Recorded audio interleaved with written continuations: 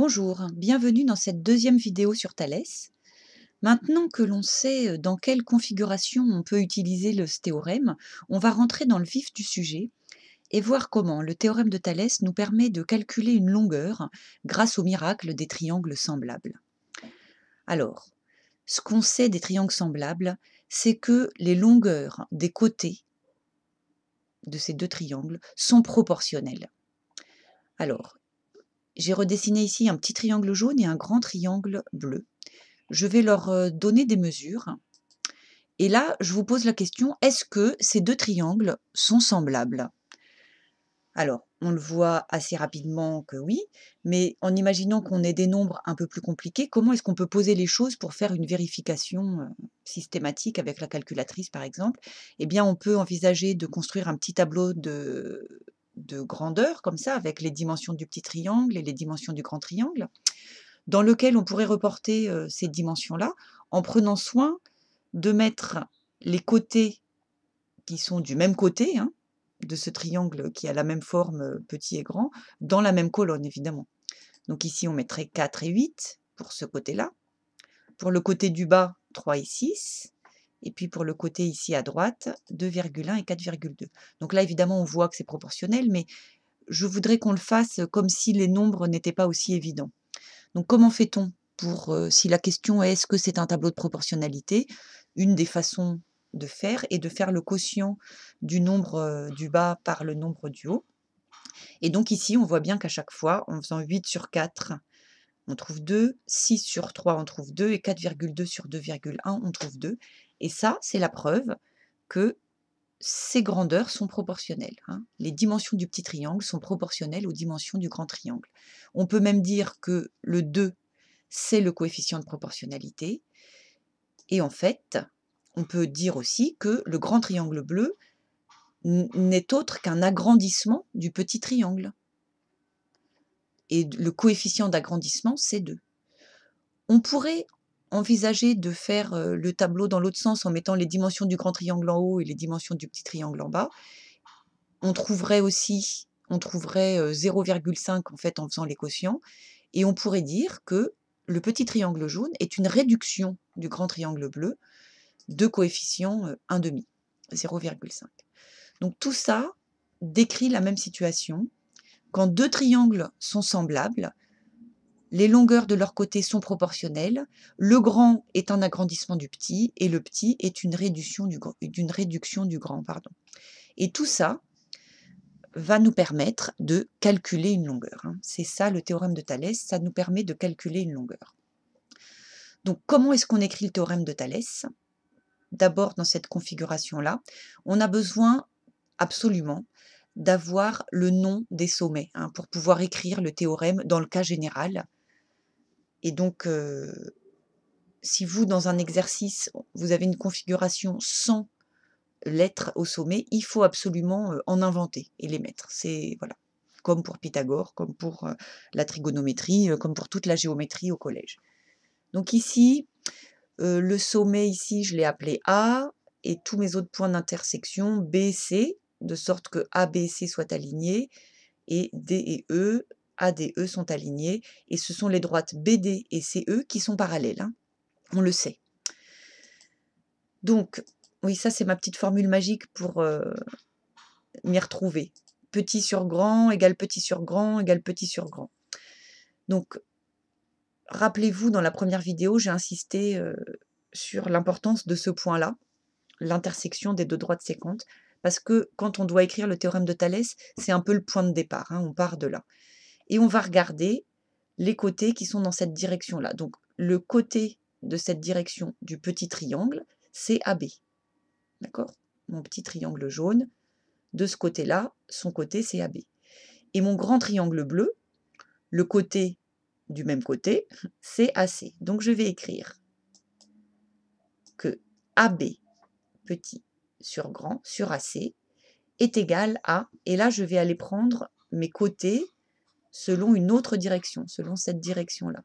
Donc, le petit, c'est AD, et le grand, c'est AE. Et donc, ça, là, s'écrit comme ça. AB sur AC est égal à AD sur AE. Et enfin, la troisième direction, donc les autres côtés de de mes deux triangles, c'est selon cette direction rouge, là, les droites parallèles. Et donc là, le petit, c'est BD et le grand, c'est CE, égale BD sur CE. À chaque fois, quand j'écris AB, par exemple, ça signifie bien la distance AB, c'est-à-dire, c'est un nombre et c'est la longueur du segment AB. D'accord? Voilà, petit sur grand égale petit sur grand égale petit sur grand. Je vous montre ce que ça donne dans l'autre configuration. Donc là, à nouveau, il faut mettre des lettres si on n'en a pas. Donc le point de départ est toujours ici, au point d'intersection des deux droites séquentes. Et on y va, hein, direction par direction. Donc je vais commencer par exemple par cette direction-là. Donc le petit triangle, c'est OM et le grand OR. Donc on écrit OM sur OR est égal à, là on change de direction, on va prendre celle-ci par exemple, donc ON sur OP. Et enfin, troisième direction, c'est la direction des parallèles, le petit CMN et le grand PR. Ok?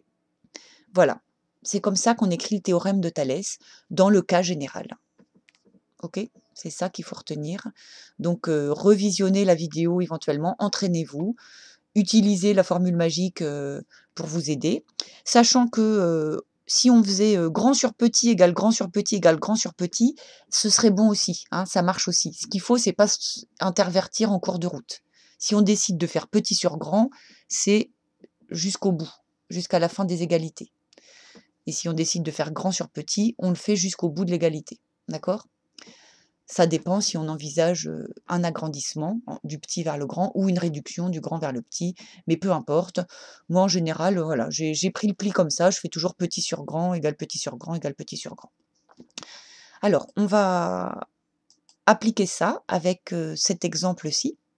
Donc, on sait que les droites en rouge, là, sont parallèles, et on vous demande ici de calculer NA, c'est-à-dire ce côté-là du grand triangle bleu. Donc, comment fait-on ça? Eh bien, avant de pouvoir utiliser le théorème de Thalès dans un exercice ou un problème, il faut s'assurer et il faut écrire qu'on a les bonnes hypothèses, qu'on est bien dans une configuration de Thalès. Donc pour cela, en fin de compte, on décrit la configuration de Thalès. Donc par exemple, on peut faire ça comme ça, on peut dire, alors on va commencer par décrire les deux droites séquentes. Donc on va dire, les points N, P et A sont alignés. D'autre part, les points N, M et C sont alignés. Et ça suffit à décrire qu'on a deux droites séquentes qui se coupent en N, puisque le point N revient là et là. Et ensuite, je vais décrire mes deux droites parallèles, et je dis donc les droites PM et AC sont parallèles.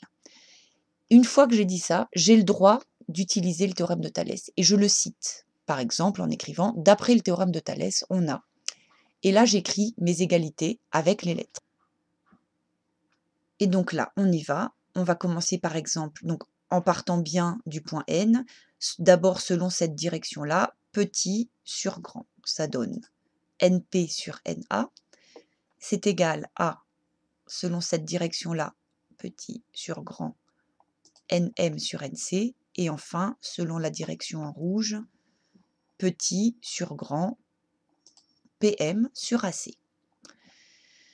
Maintenant que j'ai écrit cela, eh bien, je vais recopier cette égalité en dessous en remplaçant les longueurs que je connais par les valeurs numériques. Donc, NP, c'est 3, NA, c'est ce qu'on cherche, donc on laisse les lettres. Et ensuite, NM, c'est 4, NC, c'est 12, et PM et AC, je ne les connais pas, donc je laisse les lettres. En fait, on verra qu'en fait, souvent, il y a une des trois fractions, là, une des trois quotients qui ne sert à rien. C'est souvent le cas. Mais c'est pas grave, ce qui nous intéresse est là. Et là, vous voyez qu'on a de quoi faire un joli produit en croix, parce qu'on a deux fractions qui sont égales, et on cherche ça. Rappelez-vous, hein, c'est comme si c'était… pardon, c'est comme si on se trouvait dans un petit tableau de proportionnalité.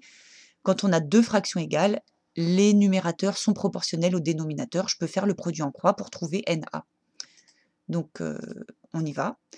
NA, c'est égal à 3 fois 12 divisé par 4. On trouve 9. Et voilà, c'est le résultat. D'accord? NA est égal à 9 cm. Donc, pour récapituler, on fait ça en 4 étapes.